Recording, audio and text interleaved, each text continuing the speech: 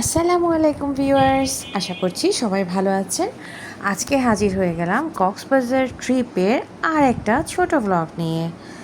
আসলে এবারের কক্সবাজার ট্রিপে আমি যতটা না ছবি তুলেছি তার চেয়ে বেশি নিজের মতো করে সময় কাটিয়েছি, যার কারণে খুব একটা বেশি ভিডিও আসলে আমার হাতে হবে না। তো এটা হচ্ছে আমার পুরো সেকেন্ড দিনের ভিডিও।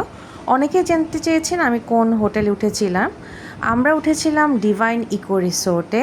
এটা হচ্ছে ডলফিন মোড় থেকে একটু সামনে। ডিভাইন ইকো বললে সবাই চেনে।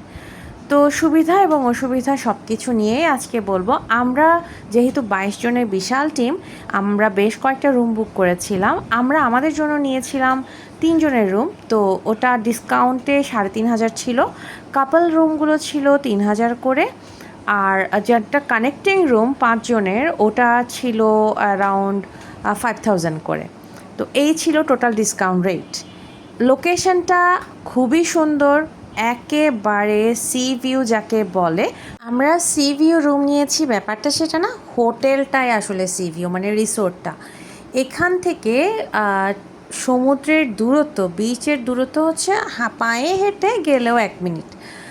এক কথায় রিসোর্টটার পিছনে একটা গার্ডেন আছে। গার্ডেনটা এই যে দেখা যাচ্ছে পিছনে আমরা যে বসেছে এর পিছনটাই কিন্তু আমাদের হোটেলটা। যাই হোক, লোকেশনটা খুবই ভালো। তো বাদবাকি সব কিছু আমি একটু পরে আবার বলছি। চলুন সাগর পাড় থেকে ঘুরে আসি।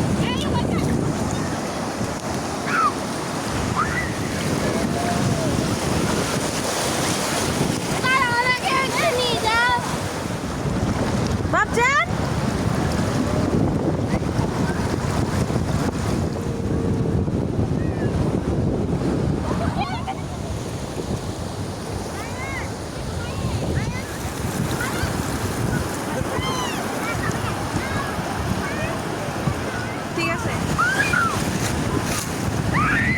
ঠিক আছে। আবার আবার আবার আবার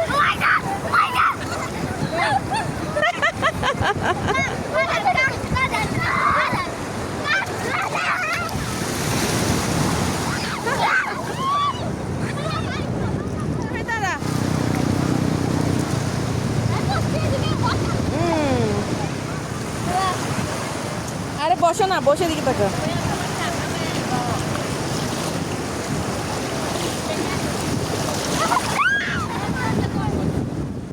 সাগরের ঢেউর সাথে সবাই যেন পাগল হয়ে গিয়েছিলাম।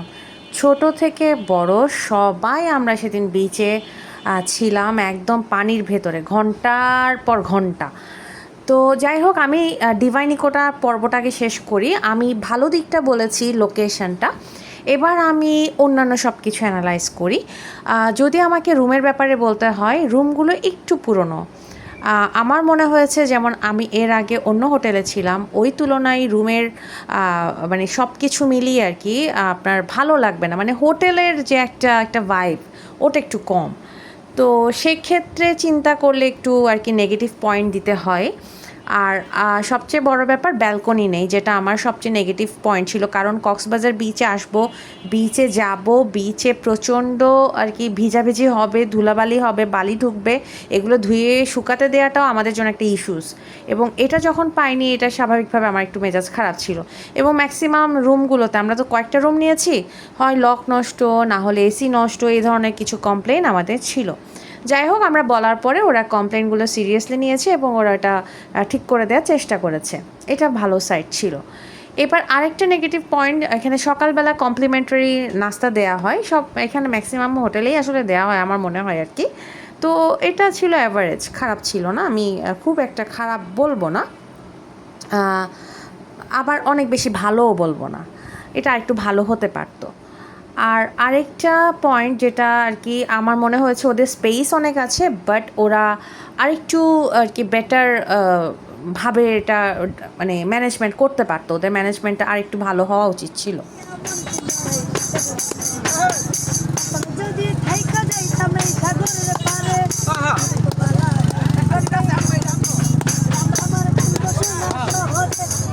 আগে শুধু তালি দিলে হবে না, তো গাইতে হবে, দিতে হবে তো।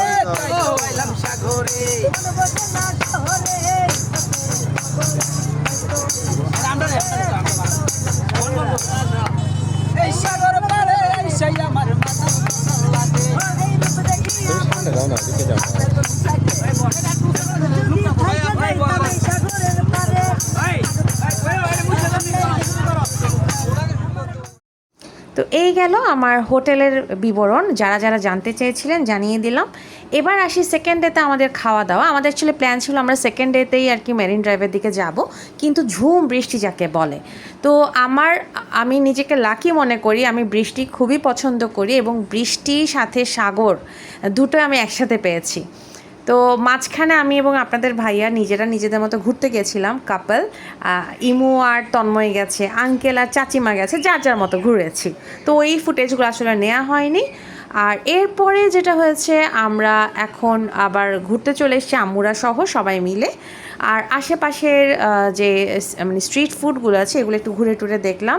দুপুরে আমরা খেয়েছিলাম শালিকে। আচ্ছা, এবারের কক্সবাজারের খাওয়াতে আমরা কিছু বাটপাড়ির শিকার হয়েছিলাম, যেটা আমি অন্য আরেকটা ভ্লগে ডিটেলস বলবো। বাট কক্সবাজারের খাবার নিয়ে এবারের আমার রিভিউ খুব একটা ভালো না।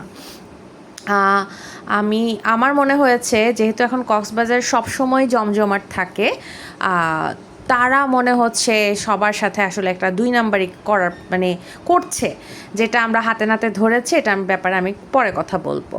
তো আমরা সেদিন আর কি খাওয়া দাওয়া করেছিলাম, মানে সন্ধ্যায় নাস্তা করেছি কেএফসিতে। কেএফসি বাচ্চাদের অল টাইম ফেভারিট, এটা নিয়ে বলার কিছু নেই। ওখান থেকে বের হয়ে সবাই আবার হোটেলে গিয়েছিলাম। ওখান থেকে এখন আমরা রাতের খাবার খেতে চলে এসেছি, যেটা হচ্ছে কাসুন্দিতে। ওখানে লাইভ মিউজিক হচ্ছিল। এটার একমাত্র প্লাস পয়েন্ট এটা, যারা কাবাব বা বারবিকিউ জাতীয় খাবার পছন্দ করেন তাদের জন্য এটা গুড অপশন। বাট আমরা তো 2 গ্রুপে খেয়েছি। আমরা নিচে যারা কাবাব খাবে তারা নিচে ছিলাম, এবং যারা বাংলা খাবার খাবে তারা উপরে বসেছিল, মানে মুরব্বিরা। তো বাংলা খাবারের রিভিউ খুবই খুবই খুবই বাজে।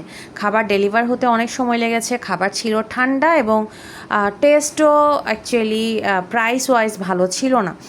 যেহেতু তারা একটু অন্যদের তুলনায় প্রাইস বেশি নিচ্ছে, সো খাবারটা আসলে ওই পরিমাণে ওইভাবে ম্যানেজ করা দরকার ছিল।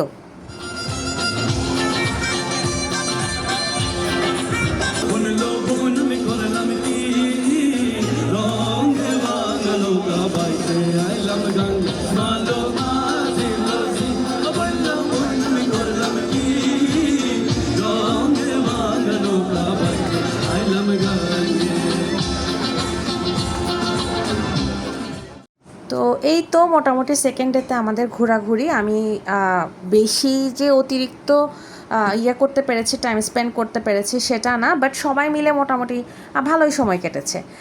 এরপর তো রাতের বেলা সাগর পাড়ে মোটামুটি 1টা-2টা পর্যন্ত যে যার মতো এখানে আর কি বসেছিলাম। আর আমাদের হোটেলটা ডিভাইন ইকোর সবচেয়ে প্লাস পয়েন্ট আমি যেটা বলেছি সেটা হচ্ছে এইটাই, আপনি এখানে রাতভর থাকবেন, এরপর লেট আওয়ারে আপনি হোটেলে গেলেন, নো প্রবলেম। আর বাচ্চারা খুব মজা করছিল, এবং এইটা কিন্তু মোটামুটি মানুষজনও ছিল। তো দ্বিতীয় দিনের আমাদের ট্যুরটা একটু হ্যাপহ্যাজার্ড হয়ে গেছিলো, যেহেতু আমরা যাওয়ার কথা ছিল একদিকে, ওখানে যেতে পারিনি। আমরা মোটামুটি কক্সবাজার কেন্দ্রিকই ঘোরাঘুরি করেছি, বাট খারাপ। তো যাই হোক, ভালো মন্দ মিলিয়ে আলহামদুলিল্লাহ সময়গুলো ভালো কেটেছে। ইনশাল্লাহ নেক্সট ব্লগে থার্ড ডে দেখা হবে। আল্লাহ হাফেজ।